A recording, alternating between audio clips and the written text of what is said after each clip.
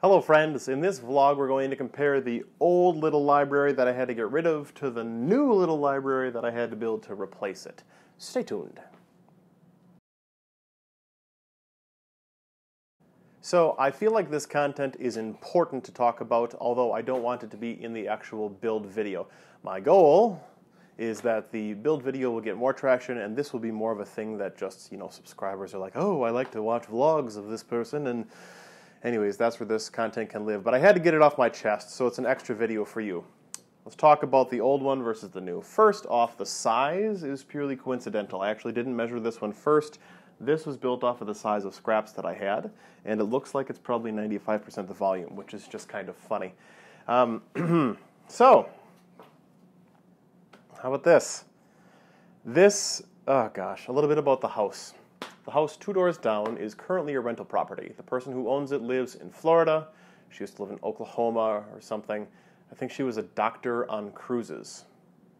Interesting profession. Anyways, the house has fallen into some decline because renters are rather transient.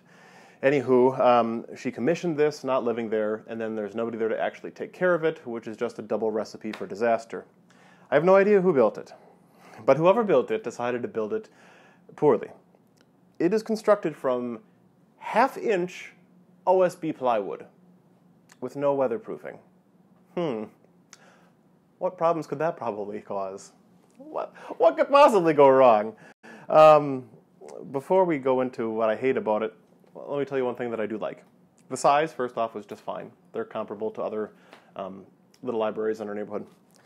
I like that the colors. This red, the teal is the color of the house. Red is the color of like the shutters and things as the accent color. These are to mimic some columns that are in front of the house, and I think these are probably some actual shingles that probably fell off the roof of the actual house. So that's cute. I like when people do that. I chose not to do that with this, purely because the problems with this, I built the opposite of that so that this one wouldn't have these problems. Cedar is rot resistant. I've got it well sealed. Crying out loud, I caulked the inside of it, so we're not going to have the rot issues that this one had.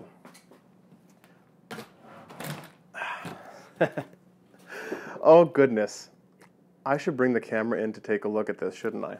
Let's do it. Why am I whispering? Da da da da da da. Ah, okay. So as I got the permission of the realtor, well, I reached out to the listing agent, and he got permission by the current owner to redo this project. I'm claiming eminent domain and the supplies for this broken down piece of crap. So what I am going to claim is I should be able to reuse this hinge, which was so lovingly mounted as to stab any child who'd apparently, reach up there to open the door. Anyways, this 1/8-inch plexiglass, I think these are just smudges, not scratches, so I should be able to reuse that, as well as these fun little hanging thingers. This piano hinge, I should be able to repurpose that, no problem.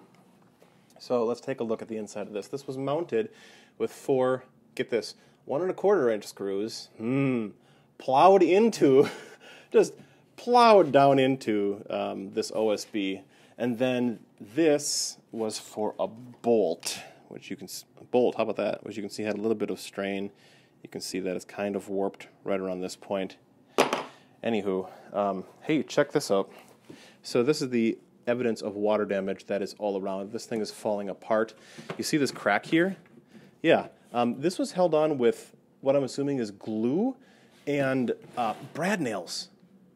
Are you kidding? No, it's not even brad nails. Look at here. This is a screw. But you're screwing into the end of 1/2-inch OSB. Okay, that's lovely. As you can see, it's gotten rather out of alignment over the years. This was funded by the Oshkosh Area Community Foundation. Oh, it's built by the North Vocational Skills Program. That's disheartening. Well, it looks like the student decided to mount it with 1 screw and no glue. That's a disappointment. I worked for a short period for the Oshkosh Area Community Foundation, and I'm sad to see projects like this get constructed and then never maintained. Look at here's more of that just decrepit, falling apart OSB. The back is a little bit of the same story. Look at the bottom here. You see how this is just, I mean, it's falling apart. It's on the ground. Look at how bowed it is. Nasty. Just nasty. Nothing more to say on this other side other than I think it was probably painted with, what, 1 can of spray paint? Onto this one, which I built. This build video is coming later this week. I took advice from the last vlog I did when I constructed this. And this is actually finished using boiled linseed oil on the entire project. The inside was painted white, as was a viewer suggestion. Let's go over some of the things that I love. I think I can put you back up here. Just a sec. I know this is really riveting content, and you're thanking me for putting you back on the tripod and plugging back in. Oh, you're so welcome. Okay. I'll probably pull you off in a little bit, but oh, look at that, a door that opens and a door that closes. I've got it slightly tilted, so, or I don't know, the hinge is over strong, something like that, so the door wants to close. You see that? And then when it closes, this is a magnetic lock right here. Not lock, but a magnetic gripper that grabs the opposing piece of metal. The hinges, it's got 2 separate hinges as opposed to 1 piano hinge that would slowly tilt over time, mounted properly. This is actually glass, it's sheet glass. My local Menards is carrying clear sheet glass now, and I thought, oh, this is a cool opportunity to use it. I think it stays clean a little bit better. My one concern about that is some drunk idiot at night, throwing something at it and shattering the glass. In which case I'd probably have to make a whole new door, take out the joints since this is rabbited on the inside. But it's neither here nor there. The inside is painted. It will be full of books, so I'm not too concerned with, I don't know, any things looking a little off. On the inside, whenever the wood comes to a true corner, I caulked it, and that is sealed with a clear caulk, which then was painted over. The inside structure here is 3/4 inch plywood, 7-ply plywood, not OSB. The shelves, the bottom and the middle shelf are both rabbited in, so it's sitting in a tight rabbet, it's glued in, and it's screwed in from the outside. It's not going anywhere. Plus, on top of that, the outside is ended up being just under or just about a 1/4 inch cedar, which I milled. And those are sitting in a fashion kind of like this roof, where one layer is on top of the other layer. So rain really never has a chance to go underneath it and sink in. It just falls on down. Again, these are cedar shingles. Take a look at the side. I'll turn this here. So here on the side, you can get an example of that layering. Hear it? That I did with the cedar. I put on cedar trim corners, cedar trim everything. I decided that I kind of like the idea of a dedication, so I wrote my own dedication on a piece of scrap maple and I burned it in there. It says, "Dedicated lovingly to my friends and neighbors along Irving Ave, 2018, Christopher Ulrich." If kids can even read cursive nowadays, maybe it'll inspire them to pick up a book. But that's neither here nor there. So, this is a super fun project.